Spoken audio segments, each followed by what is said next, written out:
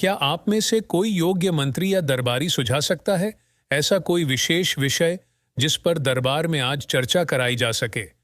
तभी तेनालीराम बोल उठा। हे अन्नदाता, विषय का चयन तो आप ही करें, वही अच्छा रहेगा। महाराज ने कुछ देर सोचा और फिर बोले, जैसा कि आप सभी जानते हैं कि क्षत्रिय, वैश्य और शूद्र तीनों ही वर्ग ब्राह्मण को पूजनीय मानते हैं, तो क्या उनकी पूजा करनी चाहिए अथवा नहीं? सभी दरबारियों व मंत्रियों को महाराज का यह प्रश्न बेहद सरल सा प्रतीत हुआ। इसमें कठिनाई क्या है अन्नदाता? ब्राह्मण तो गाय जो कामधेनु का प्रतीक है को बहुत पवित्र मानते हैं। एक मंत्री ने उत्तर दिया। दरबार में उपस्थित सभी लोग उसकी हाँ में हाँ मिलाने लगे। तभी महाराज बोले, तेनालीराम, क्या तुम भी इसी उत्तर से संतुष्ट हो या तुम्हारी कुछ अगल ही राय है?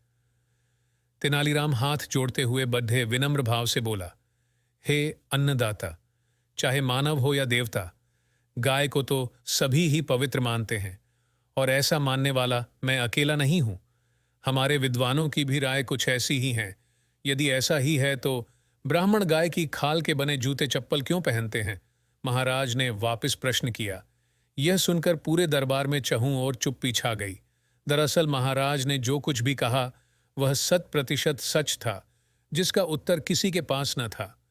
सबको चुप और भ्रमित देख महाराज ने घोषणा कर दी कि जो भी उनके इस प्रश्न का संतोषजनक उत्तर देगा उसे 1000 स्वर्ण मुद्राओं से पुरस्कृत किया जाएगा। ये सुनकर सभी दरबार में उपस्थित 1000 स्वर्ण मुद्राओं का पुरस्कार तो लेना चाहता था, पर प्रश्न का उत्तर किसी के पास नहीं था।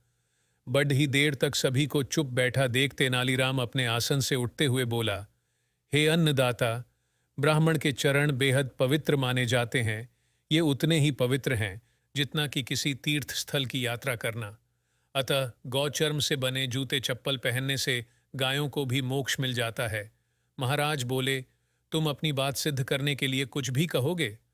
गलत तो हर हाल में गलत ही है। तेनाली, गौचर्म से बने जूते चप्पल पहनना कभी भी जायज नहीं कहा जा सकता, फिर चाहे पहनने वाला ब्राह्मण हो या किसी अन्य वर्ग का। इसलिए गलत तो गलत ही है। लेकिन मुझे खुशी इस बात की है कि तेनालीराम ने इस कठिन प्रश्न का उत्तर देने का साहस तो किया। चतुराई भरे उसके इस उत्तर के कारण उसे 1000 स्वर्ण मुद्राएं जरूर ही मिलनी चाहिए।